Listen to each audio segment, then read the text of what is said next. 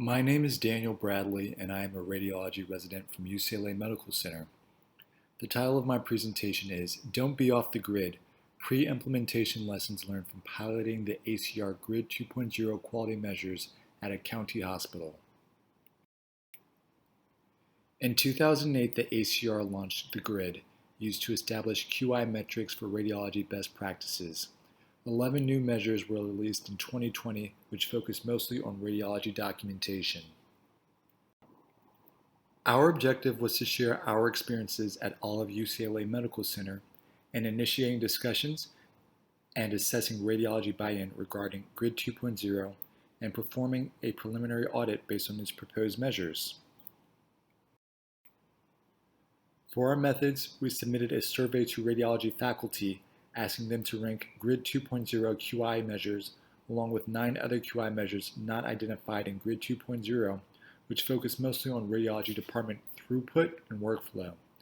We also did a preliminary audit to see if current reporting was in line with the proposed Grid 2.0 CTPE reporting metric in order to assess feasibility and efficiency of performing such an audit in the future. This is a description of the Grid 2.0 CTPE measure. The pilot data demonstrated that 4 out of the 5 most important quality measures based on radiologist rankings did not include recommendations suggested by the Grid 2.0 initiative. A random number generator was used to randomly select a week from 2019 to assess feasibility of performing the CTPE audit. The preliminary audit demonstrated that 100% of the reports were already meeting the specifications proposed by the Grid 2.0 CTPE measure. Based on this data, we estimate that it would take approximately 250 hours to complete this audit for all of the applicable Grid 2.0 measures. Given that 4 out of the 5 most important quality measures based on radiologist rankings did not include Grid 2.0 recommendations, this suggests that physician buy-in for implementation of Grid 2.0 may be low.